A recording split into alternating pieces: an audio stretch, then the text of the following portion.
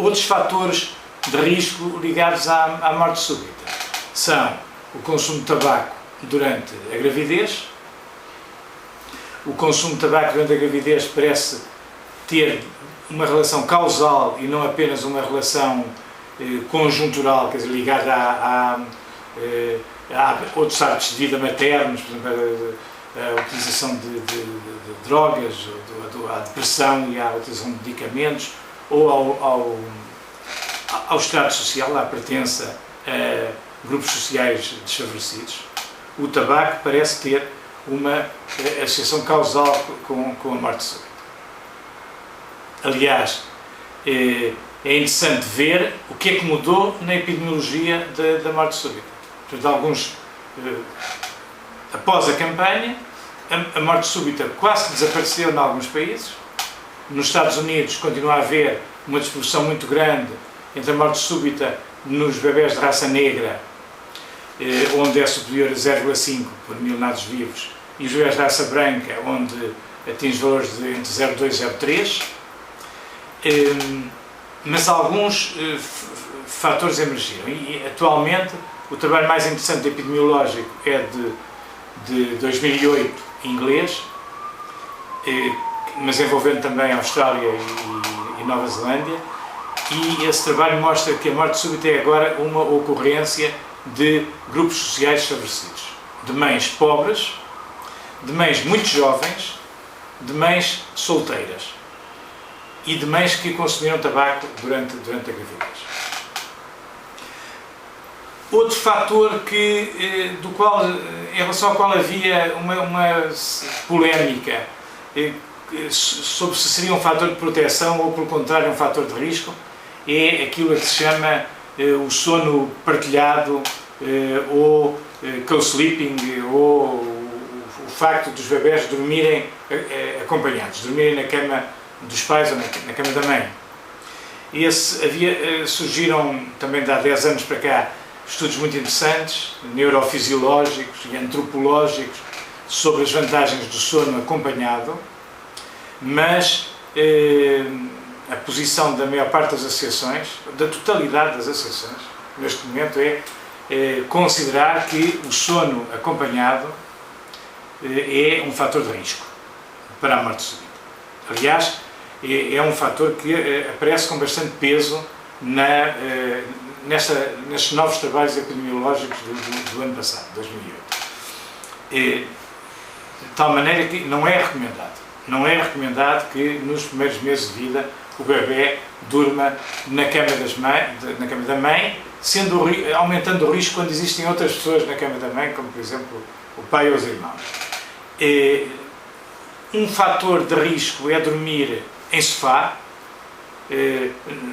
Os adultos não devem dormir com o bebê num sofá. Portanto, a recomendação é muito simples e é o lugar mais seguro para dormir é no quarto dos pais, numa cama própria, com um colchão rijo, em camas próprias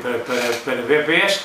num ambiente onde não haja temperaturas elevadas, com roupa adequada que não permita o sobreagasalhamento, com a cabeça descoberta para, em caso de calor excessivo ou de febre, o bebê poder libertar facilmente o calor,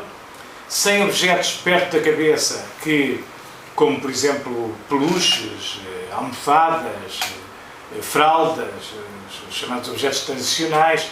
que impeçam a circulação normal de ar à volta da cabeça do bebê, com roupa que não ultrapasse a cintura do bebê e que esteja razoavelmente presa,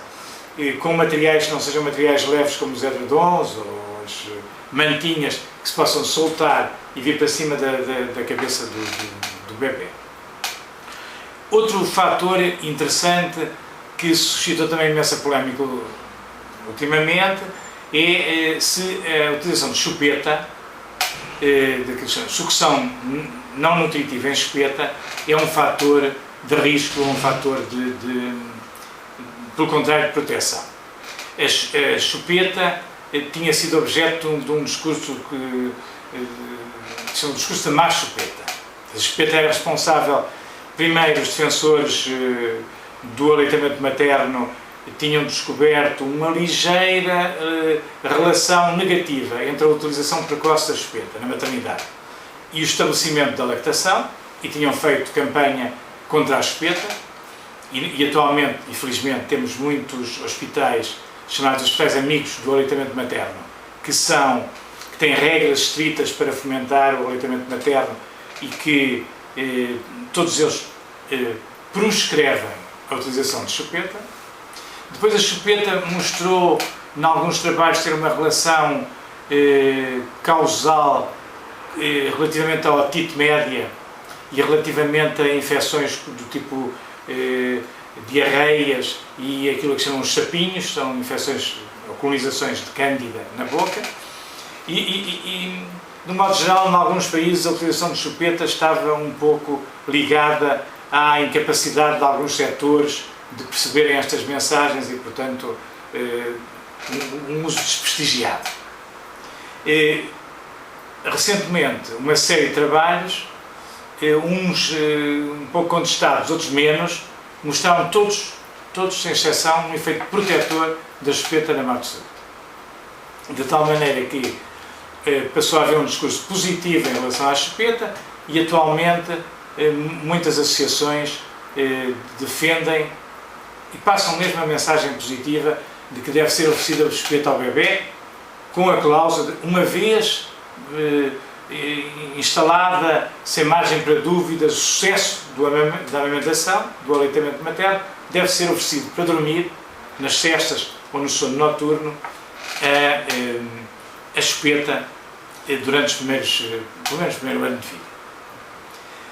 Outro fator que teve alguma controvérsia foi o próprio aleitamento materno. Até há pouco tempo não havia nenhuma evidência que, sob este ponto de vista de prevenção da morte súbita, o aleitamento materno fosse protetor. Mas há um estudo recente, inglês, que mostra uma eficácia protetora de quase 50%. Estamos a falar das novas epidemiologias, de uma situação que já não é dos anos 90, em que há muito poucas mortes no primeiro ano de vida e muito poucas mortes por morte súbita, em que as crianças estão já todas deitadas em decúbito de costas. Neste contexto, o aleitamento materno parece ser um fator fortemente protetor, de tal maneira que os autores deste estudo propõem que a mensagem passe a vigorar quando se fala da prevenção da morte súbita. Outro fator que me parece de realçar tem a ver com a emergência de um novo grupo de risco, e que são os bebés a que nós chamamos inexperientes no sono de bruços. Quer dizer, como quase todos os bebés atualmente são colocados de costas, estes bebés não desenvolveram reflexo de proteção quando são colocados de bruços. E se alguém que não está dentro das atuais recomendações, como por exemplo amas, ou como por exemplo pessoal das creches, auxiliar nas creches